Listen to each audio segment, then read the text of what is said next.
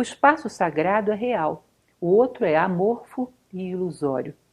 Deixa eu tentar explicar isso para vocês, de uma maneira que fica um pouco mais compreensível. Eu uso muito esse exemplo nas minhas aulas.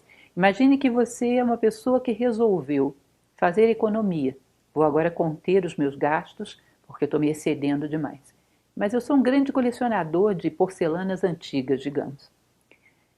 Nesse dia que eu comecei a fazer economia, eu passando por uma loja encontro aquele vaso chinês dos meus sonhos, que eu sempre sonhei em ter na minha coleção. Nesse momento, aquele vaso é a coisa mais real do mundo, porque ele constitui para mim uma prova. Digamos que esse vaso eu não resisto à tentação e compre. Seja uma novidade na minha casa. Olha a aquisição que eu fiz. Amanhã eu começo a fazer economia. Você percebe que, seja qual for o resultado dessa prova, você comprando ou não comprando, a partir desse momento, o vaso, que é um objeto temporário, ele vai se desvanecendo nos bastidores da vida. Digamos que você compra e coloca bem no meio da sua sala. É a última novidade. Mas convenhamos, como você fraquejou numa prova, é provável que não seja o último excesso que você faz. Amanhã você vai comprar uma outra coisa. E esse vaso, que era o foco, a última novidade, torna-se a penúltima, vai para um cantinho. E daqui a pouco a antepenúltima, vai para outra sala.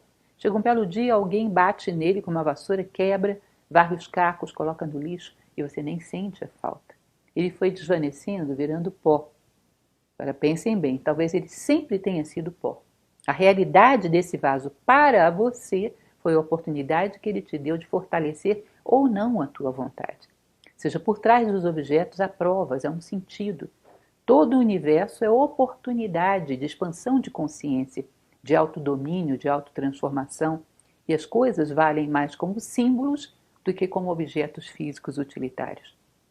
Então ele diz que a intenção do homo religiosus era que toda a sua vida fosse uma hierofania, que tudo fosse consagrado, que tudo servisse ao aperfeiçoamento do homem, ao aperfeiçoamento da sociedade, ao cumprimento do propósito da natureza. Ele vai continuar falando que, para o homem antigo, a existência no mundo só tinha possibilidade de acontecer em contato com o céu. Porque se o homem não tem esse contato com o plano das ideias platônico, com esse ideal humano, esse ideal de todas as coisas que estão no plano das ideias, ele aqui simplesmente sobrevive, sem nenhuma possibilidade de aperfeiçoamento. Porque todo aperfeiçoamento, seja humano, seja de qualquer outro ser, depende de um modelo celeste, de um ideal. Já dizia o filósofo Epíteto estoico, que as sementes de grandeza no homem necessitam de uma imagem para se espelhar e florescer. Então, o tempo todo, o mundo das ideias, o mundo celeste, dá um modelo, dá um ideal para que as transformações do mundo possam se guiar, se orientar. Sem nenhuma orientação, ou as coisas no mundo se detêm, ou elas perdem a direção e podem até retroagir em relação àquele ponto que elas necessitavam caminhar. Podem ir na contramão ou se deter. Então a vida se realiza, o mundo tem sentido e a existência humana, como o ser humano propriamente dito, é possível a partir dessa ponte com o céu. Percebam que ideias interessantes e fortes e bonitas. Trata-se de um pesquisador com uma visão muito interessante e muito especial e particularmente útil para nós. Ele continua dizendo o seguinte: um templo ou uma casa ou qualquer coisa que fosse consagrada dentro dessa sociedade antiga, você tinha um portal como um umbral, um bardo de passagem. Não é à toa que havia todo um protocolo, por exemplo, em civilizações orientais, de você não entrar com os sapatos, ou seja, você não trazer a poluição de um mundo ilusório e irreal para dentro de um espaço sacralizado. Você entra ali e você sabe que você está fora do tempo comum, do tempo banal. Ali é um espaço onde as leis se manifestam e você se alinha com elas. Você se reabastece, segundo a tradição indiana, você se abastece de Dharma, você se realinha com o Dharma. Você relembra quem você é e a que serve. Então esse espaço consagrado não é afetado pelo tempo, pelas circunstâncias. Ali ele é iluminado por algo maior do que o tempo. Portanto, ele é sempre uma bateria, sempre um espaço de reabastecimento do homem em relação à sua própria identidade. Então havia essa preocupação muito grande com o umbral. Nós vamos ver na civilização chinesa deuses que eram colocados nas portas da casa, guardiões.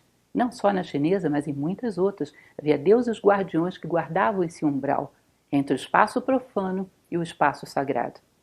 Vocês vão ver em Roma, isso é muito interessante, na cidade antiga, aquele rito da noiva não pisar no umbral, passar nos braços do marido esse umbral e penetrar diretamente nesse espaço sagrado, para que ela entre aí o mais pura possível das influências das circunstâncias, mais pura possível da sujeira do profano, do caos do profano. Entre nesse ambiente e seja um fator de cultivo do fogo central, dos deuses lares, ou seja, da essência e da identidade desse espaço. É tanta coisa, gente, que reitera essa visão. Parem para pensar, eu estou falando de Fustel de Coulanges, a cidade antiga, estou falando de China, estou falando de Egito. Parece que todo mundo, numa determinada esfera de tempo, num contexto, sabia que a sacralização é a principal função do homem no mundo. Percebam que nós avançamos muito em tecnologia sobre as coisas, mas sobre os homens, sobre os protocolos da vida, já não lembramos de mais nada. Quem de nós acha necessário que o espaço tenha um centro, seja sacralizado, que haja os sacramentos das refeições em conjunto, que tudo tenha um sentido, tudo gire em torno desse centro? Nós já não sabemos mais isso. As coisas vêm para dentro da nossa casa porque combinam com o sofá, e não porque elas evocam a nossa consciência para lembrar de alguma coisa. Elas não são auxiliares na elevação da nossa consciência. Elas são objetos mortos, que simplesmente vêm para compor uma aparência que nos parece agradável hoje, talvez amanhã não mais. Esse mundo do homo religioso era todo dotado de sentido. Aliás, segundo Eliade, o sagrado é a função de dar sentido. Tudo serve a uma hierofania, ou seja, para que a consciência humana se eleve ao seu ideal, eleve-se ao divino, eleve-se aos céus. Ou seja, todo espaço consagrado é uma ponte, é um corredor que une céu e terra. E a casa do homem também deveria ser assim. E ele vai reiterar isso mais adiante.